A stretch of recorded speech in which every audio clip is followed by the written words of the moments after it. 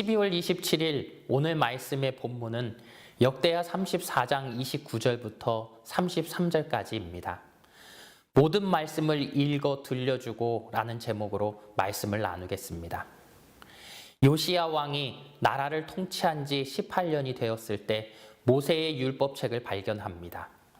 그 율법책은 서기관 사반에게 전달이 되었고 서기관 사반은 요시야 왕 앞에서 낭독합니다.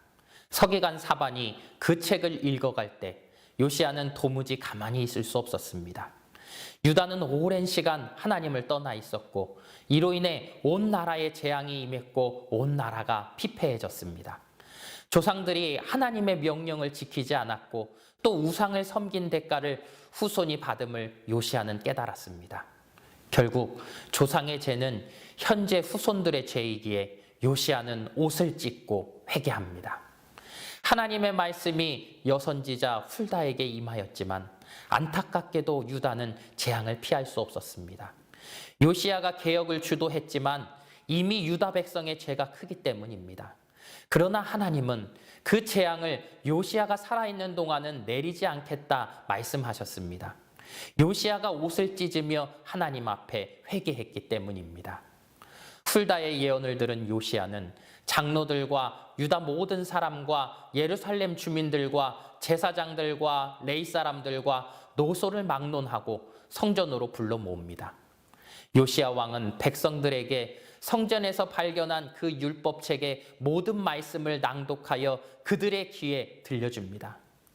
그리고 언약을 갱신합니다.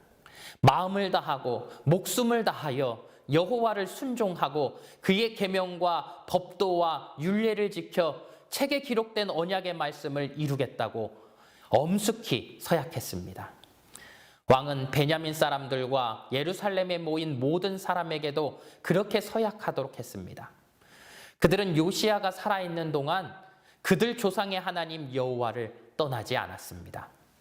사랑하는 성도 여러분, 참된 개혁은 하나님의 말씀으로부터 시작되고 완성됩니다.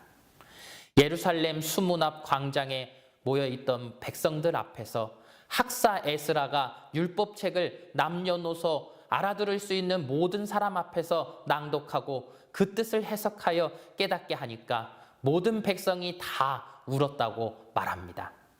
16세기 교회개혁도 성경 읽기에서 비롯되었습니다. 중세의 암흑은 성경이 읽히지 않은 것이 원인이 되었습니다. 사제들은 백성들이 알아듣지 못하는 라틴어로 된 성경을 읽고 설교했습니다. 그러나 교회 개혁가들은 자국의 언어로 성경을 번역해서 누구나 성경을 읽을 수 있게 했습니다. 우리나라에 복음을 전한 초기 선교사들 역시 서민들의 언어로 성경을 번역하고 보급했습니다.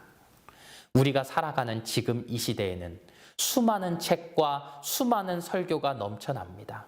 그런데 교회는 날로 허약해져 갑니다. 왜 그렇습니까? 성경을 읽지 않기 때문입니다.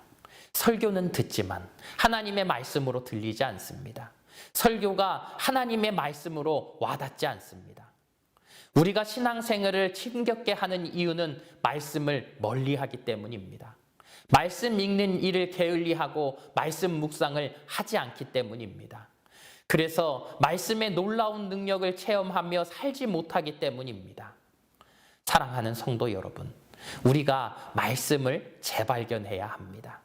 말씀이 우리의 눈을 뜨게 하고 말씀이 우리의 가슴을 뛰게 하는 체험을 할 수 있어야 합니다. 그럴 때 말씀이 우리를 새롭게 할 것입니다. 하나님의 말씀을 묵상하며 말씀의 능력을 체험하길 소망하는 성도님에게 영적 개혁이 일어나길 주님의 이름으로 축복합니다.